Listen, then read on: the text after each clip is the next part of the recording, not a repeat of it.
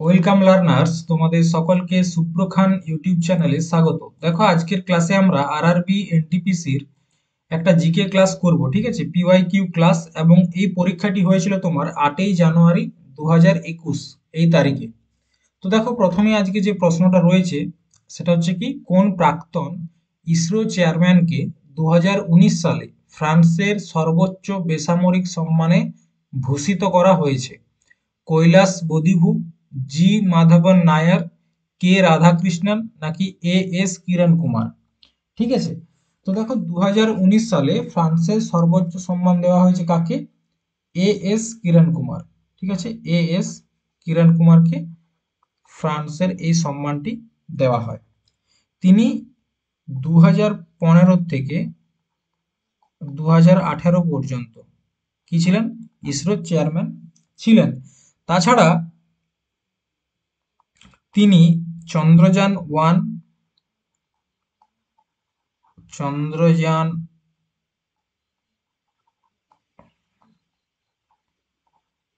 1 এবং মঙ্গলযান, ঠিক আছে, মঙ্গলযানের কি ছিলেন সেই সময়? একজন পার্টিসিপেন্ট ছিলেন বা একজন সহযোগী ছিলেন। যখন চন্দ্রযান 1 এবং মঙ্গলযান পাঠানো হয় তখন সেখানে তিনি সহযোগী হিসাবে কাজ করেছেন। ঠিক আছে। এরপর দেখো, ইসরো। ইসরো, ঠিক আছে, ইসরোর যে স্থাপনা দিবস সেটা কবে? সেটা হচ্ছে 15ই আগস্ট। এই প্রশ্নটা আগেও তোমাদের সাথে আলোচনা করেছি, মানে ইসরোকে নিয়ে, 1969। ঠিক আছে। এবং প্রতিষ্ঠাকালে চেয়ারম্যান কে ছিলেন? সেটা হচ্ছে বিক্রম সারাভাই। কে? বিক্রম সারাভাই। ঠিক আছে। এবং এটার হেডকোয়ার্টার কোথায় অবস্থিত? বেঙ্গালুরু। হেডকোয়ার্টার বেঙ্গালুরু। বোঝা গেছে? এরপর দেখো, জি মাধবন নায়ার, ঠিক আছে, ইনি ছিলেন ইসরোর 6th বা 6তম চেয়ারম্যান। 2003 থেকে 9 পর্যন্ত এনার কার্যকালটা ছিল, 6 বছরের। ঠিক আছে। এনার সময় চন্দ্রযান ফার্স্ট কি হয়েছিল? লঞ্চ হয়েছিল। তখন তিনি ইসরোর চেয়ারপারসন ছিলেন। ঠিক আছে। এবং তিনি 2009 সালে কি পেয়েছিলেন? পদ্ম বিভূষণ পুরস্কারটি পেয়েছিলেন। ঠিক আছে। এবং কে রাধাকৃষ্ণন, ইনি হচ্ছেন 7 নাম্বার ইসরো চেয়ারম্যান। 2009 থেকে 14 পর্যন্ত হচ্ছে এনার কার্যকাল। এবং এনার সময় যে মঙ্গলযান, ঠিক আছে, মঙ্গলযানটা কি হয়েছিল? লঞ্চ হয়েছিল। লঞ্চড হয়েছিল। ঠিক আছে। নেক্সট দেখো, ইন্টারপোলের সদর দপ্তর কোথায় আছে? জার্মানি, ফ্রান্স, সুইজারল্যান্ড, নাকি স্পেন?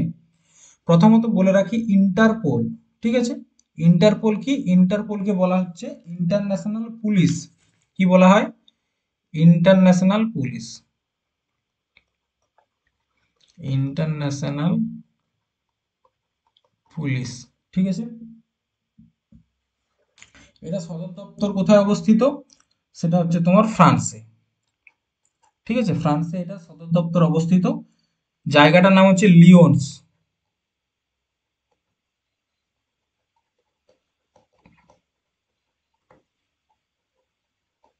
লিওন্স হচ্ছে কি ইন্টারপোলের সদর দপ্তর। এটার স্থাপনা কবে হয়? সেটা হচ্ছে তোমার 7ই সেপ্টেম্বর 1923। ঠিক আছে। এবং এই 7ই সেপ্টেম্বর এই দিনটা কি ডে হিসাবে পালন করা হয়? International police cooperation day. কি করা হয়? International police cooperation day. ঠিক আছে। আচ্ছা, এই যে ইন্টারপোল রয়েছে, তার 92তম যেটা বৈঠক, যেটা 2024 সালে হয়েছে, সেটা কোথায় হয়েছে? ইউনাইটেড কিংডমে হয়েছে। 2025-এ কোথায় হবে? সেটা হচ্ছে মরক্কো। এটাও কিন্তু মনে রাখবে, ঠিক আছে, যে কোথায় কোথায় বৈঠকগুলো হচ্ছে। 2026-এ হবে চায়না, এখনো পর্যন্ত 26-এ চায়না, এবং 2027-এর যে বৈঠক সেটা হবে কাতার। ঠিক আছে, এটা হচ্ছে তোমার ইন্টারপোল। এরপর ইন্টারপোলের মতোই আরো একটা সংস্থা রয়েছে, যেটা একটু নোট করে নাও, সেটা হচ্ছে FATF। সম্পূর্ণ নামটা কি? সম্পূর্ণ নাম হচ্ছে ফাইন্যান্সিয়াল অ্যাকশন টাস্ক ফোর্স। ঠিক আছে, ফাইন্যান্সিয়াল অ্যাকশন টাস্ক ফোর্স। এটার স্থাপনা কবে হয়? এটার স্থাপনা হয়েছিল 1989 সালে, এবং এটার যে হেডকোয়ার্টার হচ্ছে কোথায়? প্যারিস। দেখো, এই যে সংস্থাটি রয়েছে, এই সংস্থা দুটা লিস্ট বার করে, এবং এটার যে মেন কাজ, সংস্থার মেন কাজ হচ্ছে কি, যাদের আতঙ্কবাদীদেরকে যাতে টাকা না দিতে পারে, মানে কোনো দেশ যদি, দেখো মেন কাজ হচ্ছে কি, কোনো দেশ যাতে টেরোরিজমের জন্য ফান্ডিং করতে না পারে, এটা দেখা কাজ হচ্ছে FATF এর কাজ। তো তার জন্য এরা দুটো লিস্ট বার করে, একটা হচ্ছে ব্ল্যাক লিস্ট আর একটা হচ্ছে গ্রে লিস্ট। ব্ল্যাক লিস্ট কারা? যারা ফান্ডিং করছে, ঠিক আছে, তাদেরকে ব্ল্যাক লিস্টে রাখে। আর কোনো দেশ যদি ফান্ডিং করার সম্ভাবনা থাকে, তখন তাকে গ্রে লিস্টে রাখে। ঠিক আছে, নেক্সট, আয়তনের দিক থেকে সবচেয়ে বড় মিঠা পানির হ্রদ কোনটি? বৈকাল, মিশিগান, ক্যাসপিয়ান সাগর, নাকি লেক সুপেরিয়ার? দেখো, আয়তনের দিক থেকে যদি বলা হয়, ঠিক আছে, প্রথমত কি বলেছে? আয়তনের দিক থেকে, আয়তনের দিক থেকে সব থেকে বড় হচ্ছে বৈকাল হ্রদ। কোথায় অবস্থিত? রাশিয়াতে অবস্থিত। ঠিক আছে, আয়তনের দিকে। আবার যদি বলা হয় যে সারফেস এরিয়ার দিক থেকে, কে? সারফেস এরিয়া, ঠিক আছে, সারফেস এরিয়ার দিক থেকে হচ্ছে তোমার সুপেরিয়ার। সুপেরিয়ার, এটা কোথায় অবস্থিত? এটা অবস্থিত তোমার হচ্ছে USA, মানে আমেরিকা এবং কানাডা, এই দুটো দেশের বর্ডারে কার অবস্থান? সুপেরিয়ার হ্রদের। ঠিক আছে, এরপর দেখো, ভারতের সব থেকে বড় যদি বলা হয়, ভারতের সব থেকে বড় উম, মিষ্টি মানে স্বাদু হ্রদ আর কি, মিঠা পানির হ্রদ যদি বলা হয় ভারতের ক্ষেত্রে, সেটা হচ্ছে তোমার উলার লেক। উলার লেক, ঠিক আছে, এটা কোথায় অবস্থিত? জম্মু এবং কাশ্মীরে অবস্থিত, এবং এটা হচ্ছে এশিয়ার সেকেন্ড সেকেন্ড ইন এশিয়া। ঠিক আছে, নেক্সট, ভারতের দ্বিতীয় সর্বোচ্চ সাংবিধানিক অফিস কোনটি? প্রধানমন্ত্রী, রাষ্ট্রপতি, ভাইস প্রেসিডেন্ট, নাকি গভর্নর? তো মনে রাখবে, দ্বিতীয় সর্বোচ্চ যে সাংবিধানিক পদ, সেটা হচ্ছে তোমার ভাইস প্রেসিডেন্টের। দেখো, একটা লিস্ট তোমাদেরকে দিচ্ছি, সেই লিস্টে হচ্ছে কি সাংবিধানিক পদ হিসাবে কে কত নাম্বার র্যাঙ্কিং এ রয়েছে। সবার প্রথমে যিনি রয়েছেন সেটা হচ্ছে প্রেসিডেন্ট। প্রেসিডেন্টের পদ সর্বোচ্চ পদ ভারতে। তারপর হচ্ছে ভাইস প্রেসিডেন্ট। ঠিক আছে, ভাইস প্রেসিডেন্ট। ভাইস প্রেসিডেন্টের পর কে? প্রধানমন্ত্রী, প্রাইম মিনিস্টার। প্রাইম মিনিস্টার, ঠিক আছে, প্রাইম মিনিস্টারের পরে কে আসে? গভর্নর বা রাজ্যপাল। ঠিক আছে, রাজ্যপালের পরে কে? Former president. Former president, former president মানে কি? মানে এক্স প্রেসিডেন্ট যাকে বলা হয়। ঠিক আছে, তারপর আসে স্পিকার, মানে লোকসভার স্পিকার। ঠিক আছে, লোকসভার স্পিকার বা চিফ জাস্টিস অফ ইন্ডিয়া। তারপরে কে রয়েছে? তারপরে রয়েছে অপোজিশন লিডার, অপোজিশন পার্টির লিডার। ঠিক আছে, opposition leader, leader of opposition যাকে বলা হয়। তারপর রয়েছে Bharat Ratna winner, Bharat Ratna award winner, মানে যারা ভারতরত্ন পুরস্কারটি পেয়েছেন। তারপরে কারা রয়েছে, তারপরে বিভিন্ন ধরনের যে জাজ, ঠিক আছে, বা সিএজি, বা তোমরা ইলেকশন কমিশন, ঠিক আছে, এই যে পদগুলা, এটা হচ্ছে তোমার একটা লিস্ট। ঠিক আছে, একদম র্যাঙ্কিং ওয়ানে কে রয়েছে, সেটা হচ্ছে প্রেসিডেন্ট, ঠিক আছে, তারপর ভাইস প্রেসিডেন্ট, প্রাইম মিনিস্টার। তো সেকেন্ড কে রয়েছে, ভাইস প্রেসিডেন্ট, ঠিক আছে। প্রধানমন্ত্রী হচ্ছে 3 নম্বরে, রাষ্ট্রপতি হচ্ছে 1 নম্বরে, আর গভর্নর হচ্ছে 4 নম্বরে, আর এটা হচ্ছে 2 নম্বর, ঠিক আছে। এটা হচ্ছে র্যাঙ্কিং। নেক্সট, বিদেশের মাটিতে প্রথম ভারতীয় পতাকা উত্তোলন করেছিলেন ড্যাশ বিকাজি কামা 1907 সালে। কোথায় করেছিলেন? জার্মানি, ফ্রান্স, ইংল্যান্ড নাকি রাশিয়া? তো দেখো, ম্যাডাম ভিকাজি কামা, যিনি ভারতের পতাকা প্রথমবার বিদেশের মাটিতে উত্তোলন করেছিলেন, তো তিনি কোথায় করেছিলেন? জার্মানিতে। কত সালে? 1907 সালে, ঠিক আছে, 1907 সালে তিনি করেছিলেন। এবং কোথায় করেছিলেন? সেটা হচ্ছে ইন্টারন্যাশনাল সোশ্যালিস্ট কংগ্রেসে। কোথায় করেছিলেন? জার্মানির ইন্টারন্যাশনাল সোশ্যালিস্ট কংগ্রেস এর সামিট বা অধিবেশনে, ঠিক আছে, 1907 সালে। আবার বলা হয় যে ভারতবর্ষে, ইন্ডিয়াতে, ঠিক আছে, ইন্ডিয়াতে প্রথমবার পতাকা উত্তোলন করা হয়েছিল 1906 সালে। কে করেছিল? সিস্টার নিবেদিতা। কে করেছিল? সিস্টার নিবেদিতা। কোথায় করেছিল? কলকাতা, ঠিক আছে, কলকাতাতে প্রথমবার ভারতের মধ্যে জাতীয় পতাকা উত্তোলন করা হয়। তারপর 31শে ডিসেম্বর, তারপর 1929, ঠিক আছে, এই ডেটটা মনে রাখবে।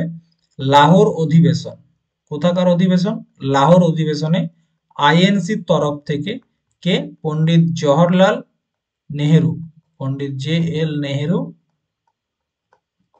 কোন নদীর তীরে? রাবি নদীর তীরে, রাবি নদীর তীরে পতাকা উত্তোলন করেছিলেন, ঠিক আছে। এবং তারপরেই 26শে জানুয়ারি 1930 প্রথমবার কি করা হয়? ফার্স্ট বার স্বাধীনতা দিবস পালন করা হয়। স্বাধীনতা দিবস, ঠিক আছে, পালন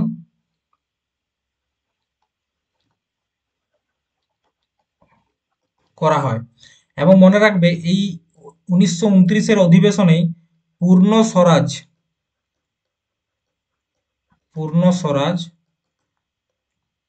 পূর্ণ স্বরাজের ডাক দেওয়া হয়, ঠিক আছে। নেক্সট, মহারাষ্ট্রের ঐতিহ্যবাহী লোক নাট্যরূপ শনাক্ত করো। রাসলীলা, নৌটঙ্কি, তামাশা, সোয়াং। তো মহারাষ্ট্রের সব থেকে গুরুত্বপূর্ণ হচ্ছে তামাশা। তামাশা কোথাকার? মহারাষ্ট্রের। রাসলীলা কোথাকার? উত্তরপ্রদেশ, মথুরা। নোটাঙ্কি, নোটাঙ্কি কোথাকার? নোটাঙ্কি হচ্ছে উত্তরপ্রদেশের, ঠিক আছে। তামাশা হচ্ছে মহারাষ্ট্রের। এবং সোয়াং, এটা হচ্ছে তোমার রাজস্থান, হরিয়ানা, ঠিক আছে, এই সব জায়গা। আচ্ছা, আমাদের ওয়েস্ট বেঙ্গলের কি? সেটা হচ্ছে যাত্রা, ঠিক আছে, ওয়েস্ট বেঙ্গলের হচ্ছে যাত্রা। নেক্সট, WWW কে আবিষ্কার করেন? ভিন্ট সার্ফ, রবার্ট কান, চার্লস ব্যাবেজ নাকি টিম বার্নার্স লি? তো এটা তৈরি করেছিলেন কে? টিম বার্নার্স লি, ঠিক আছে। তিনি WWW, বা যার সম্পূর্ণ নাম কি, ওয়ার্ল্ড ওয়াইড ওয়েব, এটা তিনি তৈরি করেছিলেন, ঠিক আছে। চার্লস ব্যাবেজকে আধুনিক কম্পিউটারের জনক, father of modern computer, father of modern computer. আর ভিন্ট সার্ফ এবং রবার্ট কান, এই দুজনকে কি বলা হয়? Father of internet, father of internet, ঠিক আছে, ইন্টারনেটের জনক বলা হয়। বোঝা গেছে? নেক্সট, হাম্পির বিরূপাক্ষ মন্দির ড্যাশকে উৎসর্গ করা হয়েছে? প্রভু গণেশ, ভগবান ব্রহ্মা, ভগবান শিব, এবং ভগবান বিষ্ণু। হাম্পির যে বিরূপাক্ষ মন্দির, হাম্পি কোথায় অবস্থিত? এটা হচ্ছে তোমার কর্ণাটক। ঠিক আছে, ইতিহাসে মনে আছে বিজয়নগর সাম্রাজ্য, তার রাজধানী ছিল হাম্পি। ঠিক আছে, তো বিরূপাক্ষ মন্দিরটা হচ্ছে ভগবান শিবকে উৎসর্গ করা হয়েছে। কাকে? ভগবান শিবকে। ঠিক আছে, ভগবান শিবকে করা হয়েছে। এটা কোন নদীর তীরে অবস্থিত মন্দিরটা? তুঙ্গভদ্রা। তুঙ্গভদ্রা, তুঙ্গভদ্রা নদীর তীরে অবস্থিত, এটা একটা মনে রাখবে। আর বানিয়েছিল কে? দেবরায় দ্বিতীয়। দেবরায় দ্বিতীয়, বিজয়নগর সাম্রাজ্যের রাজা ছিলেন কে? দেবরায় দ্বিতীয়। ঠিক আছে, আচ্ছা, এই বিরূপাক্ষ মন্দিরকে হাম্পির যে স্মারক সমূহ আছে, ঠিক আছে, হাম্পির স্মারক সমূহ তার সাথে যুক্ত করা হয় এবং এটাকে 1986 সালে কি করা হয়? ইউনেস্কোর যে ওয়ার্ল্ড হেরিটেজ সাইট সেখানে যুক্ত করা হয়। আর হাম্পির ছবিটা তোমরা 50 টাকার নোটে দেখতে পাবে, যে নতুন 50 টাকার নোটগুলো আছে সেখানে দেখতে পাবে। ঠিক আছে, এরপর দেখো ভগবান ব্রহ্মার মন্দির কিন্তু খুব একটা বেশি নেই। বিষ্ণু এবং গণেশের এবং শিবেরও অনেক মন্দির রয়েছে, কিন্তু ব্রহ্মার মন্দির সেরকম নেই। আমাদের ভারতে টোটাল 5টা ব্রহ্মার মন্দির আছে, তার মধ্যে সব থেকে ফেমাস মন্দির কোনটা? তার নাম হচ্ছে পুষ্কর। কি নাম? পুষ্কর। এটা কোথায় অবস্থিত? রাজস্থান। ঠিক আছে, ব্রহ্মার এই 5টার মধ্যে পুষ্কর সব থেকে ফেমাস। নেক্সট, 1857 সালের বিদ্রোহের তাৎক্ষণিক কারণ হয়ে ওঠার জন্য গ্রিসযুক্ত কার্তুজ ব্যবহার করা ফিল্ড রাইফেল প্রবর্তনের জন্য কে দায়ী ছিলেন? হেনরি হার্ডিঞ্জ, ক্যাপ্টেন শ্রবণ, ফ্রান্সিস অনুদান, নাকি উইলিয়াম বেন্টিং? তো 1857 যে মহাবিদ্রোহ বা যেটাকে সিপাহী বিদ্রোহ বলা হয়, তো সেখানে যে এনফিল্ড রাইফেলের ব্যবহার, ঠিক আছে, এনফিল্ড রাইফেলের যে ব্যবহার সেটা কে করতে বলেছিল? Henry Hardinge. তার জন্য তাকেই প্রাথমিকভাবে দায়ী করা হয়। আচ্ছা, এই 1857 সময় ভারতের গভর্নর জেনারেল কে ছিল? এটাও একটা প্রশ্ন আসে। গভর্নর জেনারেল, ঠিক আছে, তিনি ছিলেন ক্যানিং, লর্ড ক্যানিং। ঠিক আছে, দেখো 1857 যে তাৎক্ষণিক কারণ, অনেক রকম রাজনৈতিক সামাজিক কারণ তো ছিলই, কিন্তু যেটা তাৎক্ষণিক কারণ, যেটার কারণে ধরা হয় মেনলি হয়েছে, তো সেটা হচ্ছে কি? সেটা হচ্ছে দেখো, মানে আগে যে বন্দুকটা ব্যবহার করা হতো তার নাম ছিল ব্রাউন ব্যাস। ঠিক আছে, প্রথমত ভারতীয় সেনারা যে বন্দুকটা ব্যবহার করত তার নাম ছিল ব্রাউন ব্যাস। তার পরিবর্তে একটা নতুন বন্দুক নিয়ে আসা হয় যার নাম হচ্ছে এনফিল্ড রাইফেল। এনফিল্ড রাইফেল, ঠিক আছে। এই এনফিল্ড রাইফেলের যে কার্তুজ সেটা কি করতে হতো জানো? মুখে করে ছিঁড়তে হতো।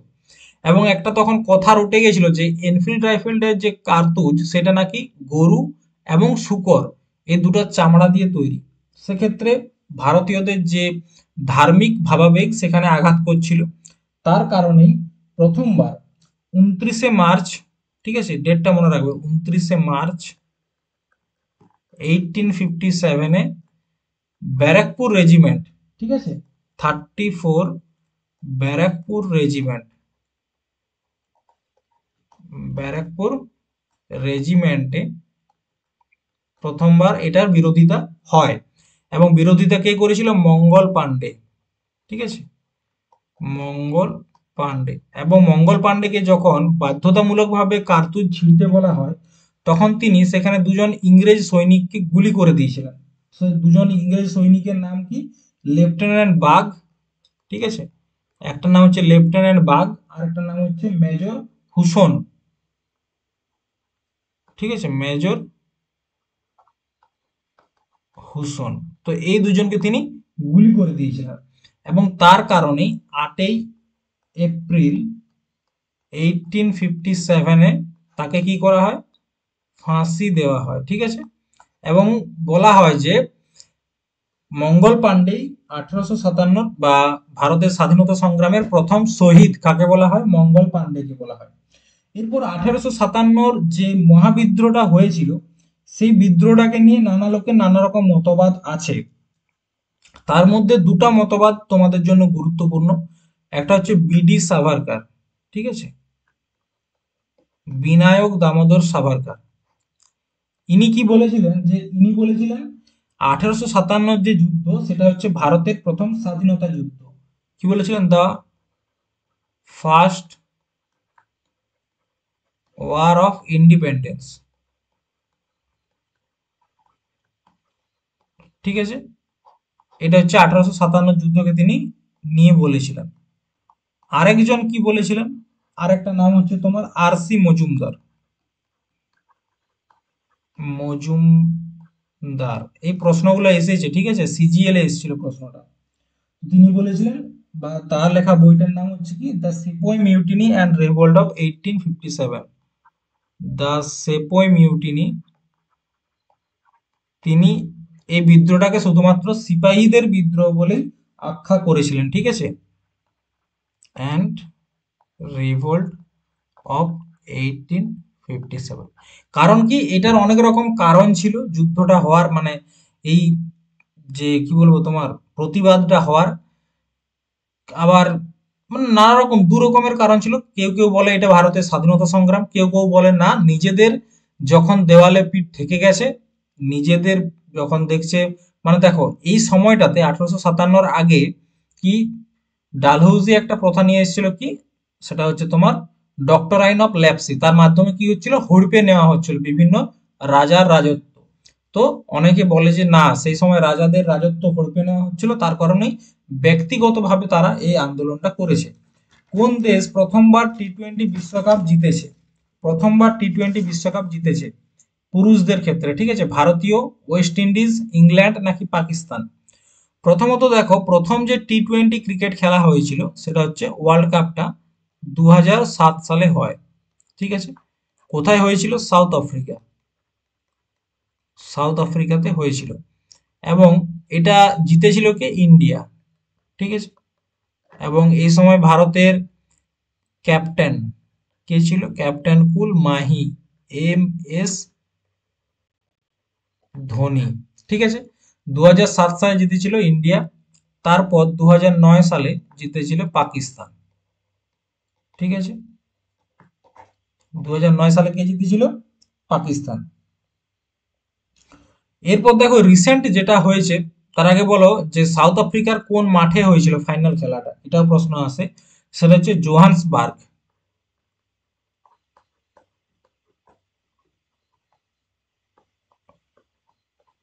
জোহান্সবার্গ, ঠিক আছে। এরপর দেখো আমরা লেটেস্ট যেটা 2024 সালের টি-20 ওয়ার্ল্ড কাপ ছিল, সেটাও আমরা জিতেছি, ঠিক আছে। এটা হোস্ট কে ছিল? USA প্লাস ওয়েস্ট ইন্ডিজ,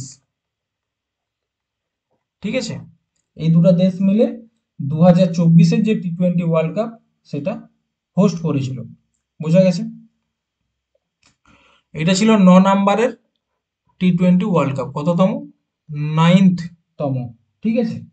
এবং এখানে ক্যাপ্টেন কে ছিল? এখানে জিতেছে প্রথমত ইন্ডিয়া, আর ইন্ডিয়া ভার্সেস কার খেলা হয়েছিল? সাউথ আফ্রিকা, ঠিক আছে। আর জিতেছে কে?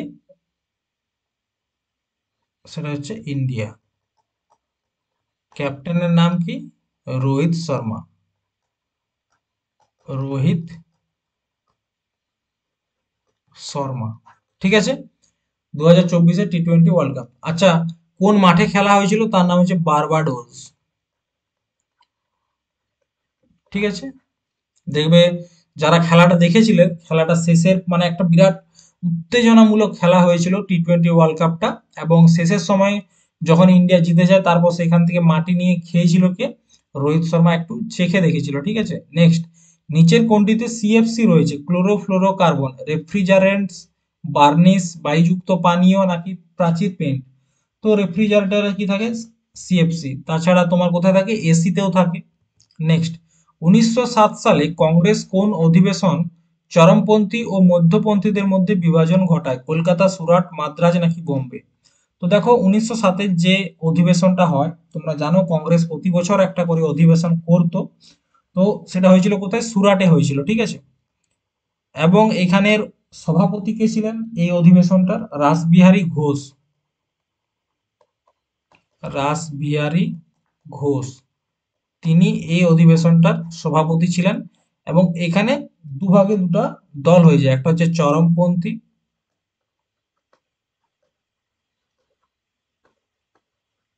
আর একটা হচ্ছে নরমপন্থী, ঠিক আছে। এইটা দুভাগে ভাগ হয়ে যায় কোথায়? সুরাট অধিবেশনে। তারপর 1916 সালে, ঠিক আছে, এরপর 1916 সাল, এই অধিবেশনটা কোথায় হয়েছিল? এটা হয়েছিল তোমার লখনৌ, ঠিক আছে। এবং এটার প্রেসিডেন্ট বা সভাপতি কে ছিলেন? অম্বিকা চরণ মজুমদার। অম্বিকা চরণ মজুমদার। এইখানে আবার চরমপন্থী এবং নরমপন্থী একসঙ্গে কি হয়? একজোট হয়ে যায়,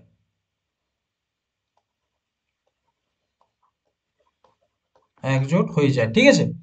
আচ্ছা, এই 1916-র যে অধিবেশন, এখান থেকে আরেকটা জিনিস মনে রাখতে হবে যে গান্ধীজি ভারতে ফিরে আসার পর প্রথম যে অধিবেশনটাতে অংশগ্রহণ করেছিলেন সেটা হচ্ছে 1916-র লখনৌ অধিবেশন, ঠিক আছে। এখানে কি করেছিল? Gandhiji first participate in INC, ঠিক আছে, ইন্ডিয়ান ন্যাশনাল কংগ্রেসে। বোঝা গেছে? এরপর দেখো কি বলা হচ্ছে, বোম্বে। কলকাতাতে মনে রাখবে টোটাল 9 বার কিন্তু এই বৈঠকটা হয়েছে, ঠিক আছে। বোম্বেতে হয়েছে প্রথমবারই 1885 সালে, যখন আইএনসি স্থাপনা হয়। তার যে প্রথম বৈঠক সেটা কোথায় হয়েছিল? বোম্বেতে হয়েছিল। এবং চেয়ারম্যান কি ছিল? উমেশ চন্দ্র ব্যানার্জি, ঠিক আছে। নেক্সট দেখো, নিচের কোনটি অসংক্রামক রোগ? অসংক্রামক রোগ মানে যেটা সংক্রামিত হয় না। নিউমোনিয়া, উচ্চ রক্তচাপ, ইনফ্লুয়েঞ্জা নাকি টাইফয়েড? তো আশা করি সকলেই জানো, উচ্চ রক্তচাপ বা হাই ব্লাড প্রেশার কিন্তু এটা ছোঁয়াচে রোগ নয় বা সংক্রামক রোগ নয়। নর্মাল যে ব্লাড প্রেশার একজন এডাল্টের সেটা হচ্ছে 120/80, ঠিক আছে। এবং রক্তচাপ মাপার জন্য যে যন্ত্রটা ব্যবহার করা হয় তার নাম হচ্ছে কি? স্ফিগো স্ফিগমো ম্যানোমিটার। কি নাম? স্ফিগমো ম্যানোমিটার, ঠিক আছে। এই যন্ত্রের সাহায্যে তিনি উচ্চ রক্তচাপ বা হাই ব্লাড প্রেসারের সাথে, মানে হাই ব্লাড প্রেসার আছে কিনা সেটা মাপা হয় কিসের সাহায্যে? স্ফিগমো ম্যানোমিটারের সাহায্যে। এরপর দেখো নিউমোনিয়া। নিউমোনিয়া হচ্ছে তোমার একটা ব্যাকটেরিয়া ঘটিত রোগ, ঠিক আছে, ব্যাকটেরিয়া ঘটিত রোগ। এবং এই রোগটির জীবাণুটার কি নাম জানো? জীবাণু, জীবাণুটার নাম হচ্ছে তোমার ডিপ্লোক্স নিউমোনি। কি নাম? ডিপ্লোক্স নিউমোনি। বা এটার আরো একটা নাম আছে, সেটা হচ্ছে তোমার স্ট্রেপ্টোকক্কাস নিউমোনি। স্ট্রেপ্টোকক্কাস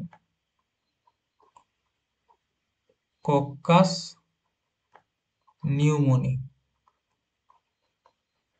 ঠিক আছে। এই দুটো নাম মনে রাখবে। নেক্সট হচ্ছে ইনফ্লুয়েঞ্জা। ইনফ্লুয়েঞ্জা কি?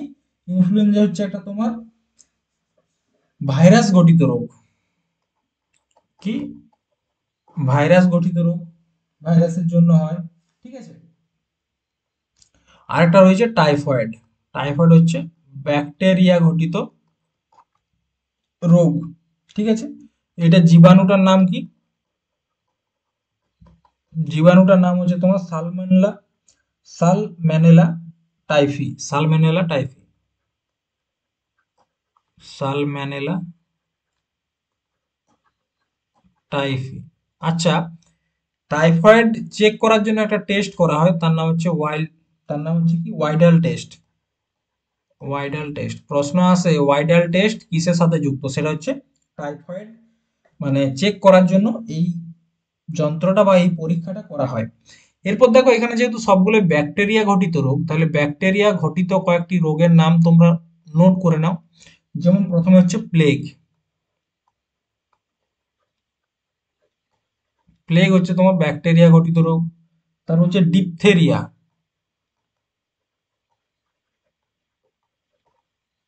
ঠিক আছে। তাছাড়া আর কি রয়েছে, তাছাড়া হচ্ছে টিবি। টিবি কিন্তু ব্যাকটেরিয়া ঘটিত রোগ। তাছাড়া রয়েছে তোমার কলেরা, লেপ্রোসি। Cholera, leprosy. ঠিক আছে। টাইফয়েড। টাইফয়েড। তাছাড়া রয়েছে তোমার সিফিলিস। এগুলো হচ্ছে সব ব্যাকটেরিয়া ঘটিত রোগ। নাট্যশাস্ত্র, নাট্যশিল্প সম্পর্কিত বিখ্যাত গ্রন্থটি কার লেখা? ভরতমুনি, হর্ষবর্ধন, নাকি বিষ্ণু শর্মা, নাকি কালিদাস? তো দেখো নাট্যশাস্ত্র, নাট্যশাস্ত্র নাট্যশিল্প সম্পর্কিত যে বইটি আছে সেটা হচ্ছে ভরতমুনির লেখা। কার লেখা? ভরতমুনির লেখা।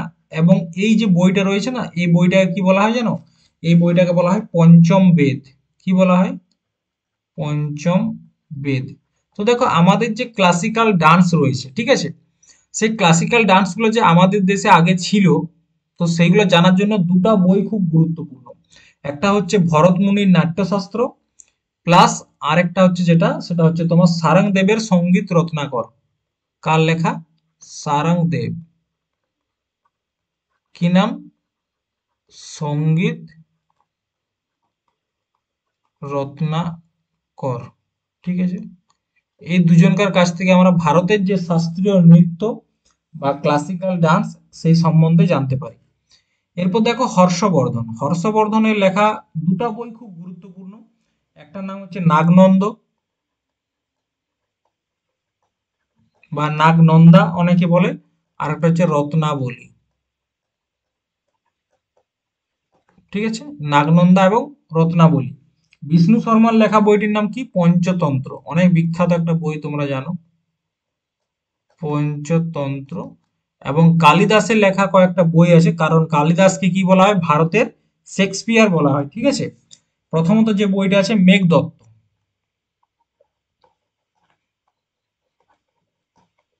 মেঘদত্ত। তারপর হচ্ছে তোমার রঘুবংশম।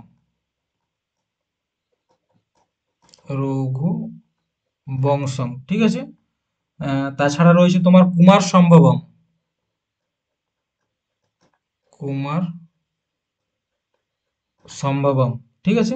ঋতু সমাহার। ঋতু সমাহার 2024-এর এমটিএস পরীক্ষাতে এই প্রশ্নটা এসেছিল। ঠিক আছে। আর এটা হচ্ছে অভিজ্ঞান শকুন্তলম। অভিজ্ঞান শকুন্তলম। ঠিক আছে। নেক্সট, একটি ওয়েবসাইট দ্বারা তৈরি একটি ছোট পাঠ্য ফাইল যা ব্যবহারকারীদের কম্পিউটারে সাময়িকভাবে সেশনের জন্য সংরক্ষিত থাকে। মালওয়্যার, বাগ, কুকি, নাকি কেচ? ঠিক আছে। তো দেখো মানে যেটা ছোট্ট একটা ফাইল হিসাবে থাকে, যেটা কি করে সাময়িকভাবে সেশনকে সংরক্ষিত রাখে, তো সেটার অপশন হচ্ছে তোমার কুকি। ঠিক আছে। অপশন উত্তর হচ্ছে কুকি। ঠিক আছে। মালওয়্যার কি? মালওয়্যার হচ্ছে তোমার এক ধরনের হার্মফুল ডিভাইস। হার্মফুল ডিভাইস মানে বিরাট খতরনাক একটা ডিভাইস।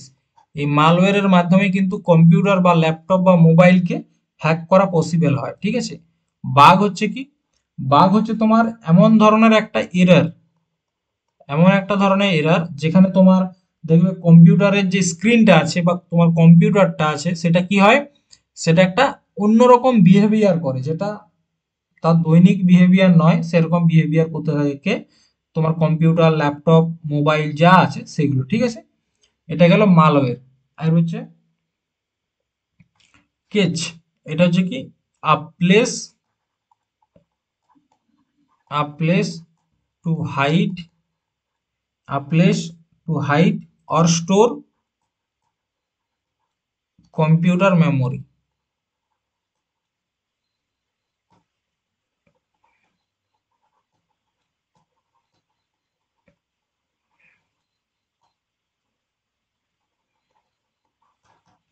ঠিক আছে। নেক্সট, নিচের কোনটি অ্যাসিড এবং বেসের মধ্যে মিল জলের সাথে অ্যাসিড বা ঘাঁটি নয়? বেস মানে হচ্ছে তোমার এখানে একটা হচ্ছে অ্যাসিড আর একটা হচ্ছে ক্ষার। ঠিক আছে, মেশানোর প্রক্রিয়াটি বহিরাগত, তারা সংরক্ষণকারী হিসাবে ব্যবহার করা হয় না, অ্যাসিড এবং বেস কাউকেই সংরক্ষণ করে ব্যবহার করা হয় না, তারা তিক্ত, এটাও হবে না, তাদের পিএইচ এর মান সবসময় কম হয় না, যেমন তোমার অ্যাসিডিকটা হচ্ছে 7-এর বেশি পিএইচ এবং যেটা হচ্ছে বেস বা ক্ষার সেটা হচ্ছে 7-এর কম। দেখো এটা হচ্ছে তোমার সরি, এটা হচ্ছে পিএইচ স্কেল। ঠিক আছে, এইখান থেকে এই পর্যন্ত পিএইচ স্কেল। এইখানে হচ্ছে 7, 7টা হচ্ছে কি নিউট্রাল। ঠিক আছে, 7টা হচ্ছে নিউট্রাল।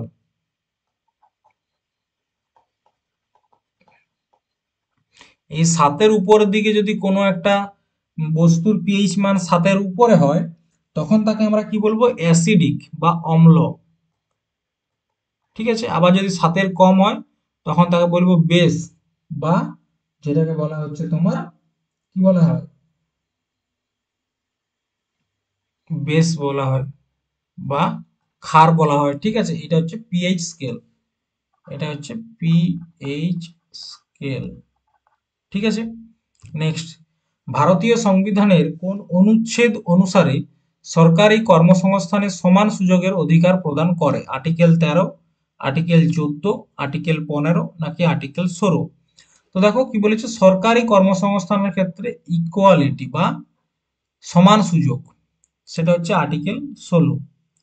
তো দেখো আমাদের সংবিধানের যে ভাগ হচ্ছে তোমার 3, ঠিক আছে, সংবিধানের ভাগ 3, ভাগ 3, আর্টিকেল নাম্বার হচ্ছে তোমার 12 থেকে 35, এটা হচ্ছে ফান্ডামেন্টাল রাইট। ঠিক আছে, তো তার মধ্যে আর্টিকেল 14 থেকে আর্টিকেল 18, ঠিক আছে, আর্টিকেল 14 থেকে আর্টিকেল 18 এটাকে বলা হচ্ছে রাইট টু ইকুয়ালিটি। কি বলা হয়? Right to equality.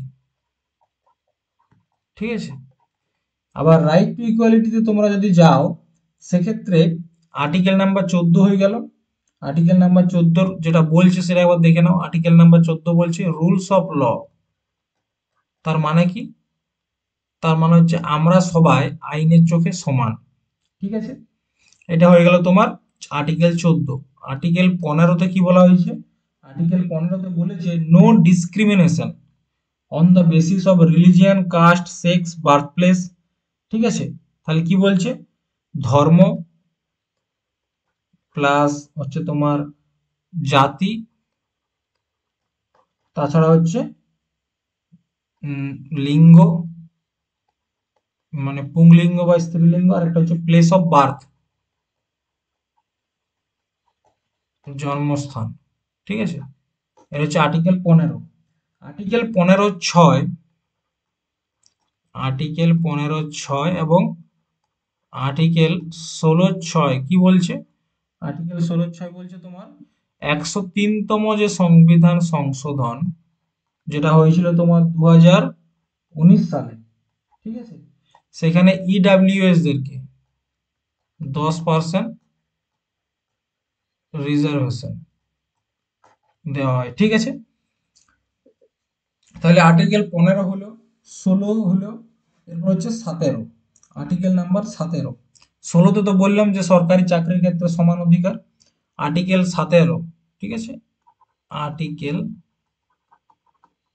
17 এখানে কি বলা হচ্ছে? আর্টিকেল 17তে বলছে যে এখানে বলা হচ্ছে যে আনটাচেবিলিটি।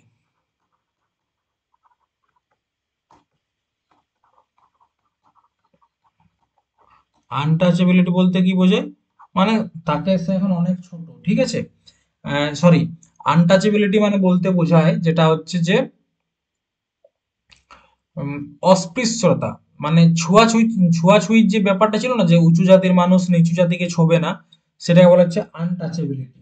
ঠিক আছে, নেক্সট দেখো যে নিচের কোনটা আসিয়ানের প্রতিষ্ঠাতা দেশ? ভারত, মালয়েশিয়া, কম্বোডিয়া নাকি অস্ট্রেলিয়া? তো আসিয়ান, যার সম্পূর্ণ নাম হচ্ছে association of south east Asian nation, সম্পূর্ণ নামটা একটু নোট করে নাও, সেটা হচ্ছে তোমার অ্যাসোসিয়েশন অফ অ্যাসোসিয়েশন অফ ঠিক আছে, association of south east Asian, south east Asian nation, মানে কি সাউথ ইস্টে যতগুলা দেশ আছে তাদের একটা সংগঠন হচ্ছে আসিয়ান। এটার স্থাপনা কবে হয়েছিল?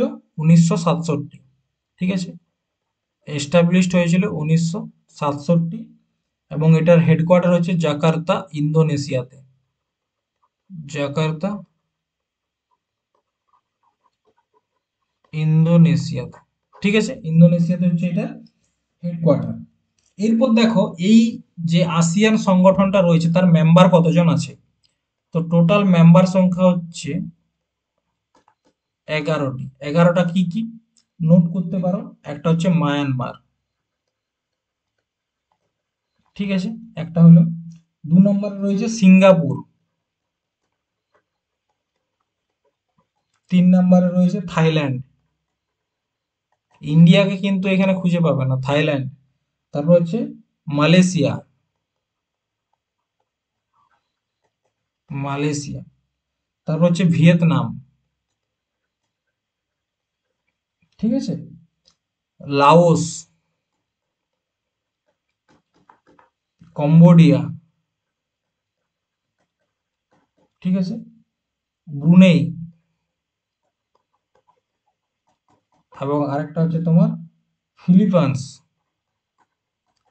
ফিলিপাইন্স, আরেকটা হচ্ছে তোমার ইন্দোনেশিয়া, আর সব থেকে নবীনতম হচ্ছে তিমোর লিস্তে। ঠিক আছে, তাহলে দেখো 11টা হচ্ছে তোমার এশিয়ানের মেম্বার, মায়ানমার, সিঙ্গাপুর, থাইল্যান্ড 3টা, মালয়েশিয়া 4টা, ভিয়েতনাম 5টা, লাওস 6টা, কম্বোডিয়া 7টা, ব্রুনেই 8টা, ফিলিপিন্স 9টা, ইন্দোনেশিয়া 10টা, তিমোর লিস্তে 11টা। ঠিক আছে, দেখো আজকের শেষ প্রশ্ন। জনবিল মেলা ভারতের একমাত্র মেলা যেখানে 12টার সিস্টেম এখনো ব্যবহৃত হয়, কোন রাজ্যে এটি অনুষ্ঠিত হয়? জনবিল মেলা ত্রিপুরা, আসাম, নাগাল্যান্ড নাকি মণিপুর? জনবিল মেলা হচ্ছে তোমার আসামের একটি খুব গুরুত্বপূর্ণ উৎসব। আসামের আরো কয়েকটা উৎসব রয়েছে, যেমন একটা হচ্ছে বাঁচুয়া, ঠিক আছে, তারপর হচ্ছে মিদাম মেফি, মিদাম নাফি, ঠিক আছে। তাছাড়া রয়েছে তোমার বেখো ফেস্টিভ্যাল, কোথাকার এটা? এটা হচ্ছে আসামের। এরপর চলে এসো ত্রিপুরা, ত্রিপুরার কয়েকটা গুরুত্বপূর্ণ উৎসব, যেমন একটা হচ্ছে কের পূজা,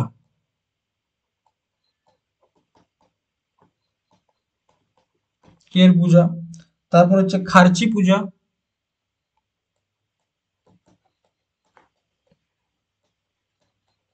ঠিক আছে, এবং লাস্ট হচ্ছে হোজাগিরি উৎসব।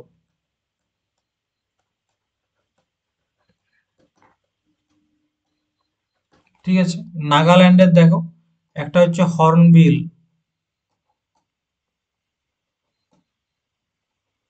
হর্নবিল, হর্নবিল হচ্ছে নাগাল্যান্ডের উৎসব। তাছাড়া সেনক্রেই, ঠিক আছে, এবং মণিপুরের যেগুলো রয়েছে যেমন লাই হারোবা,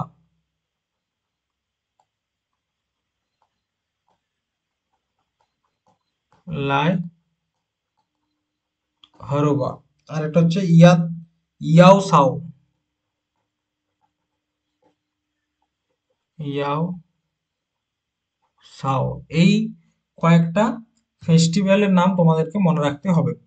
তো দেখো আজকের ক্লাসে এনটিপিসির যে 8ই জানুয়ারি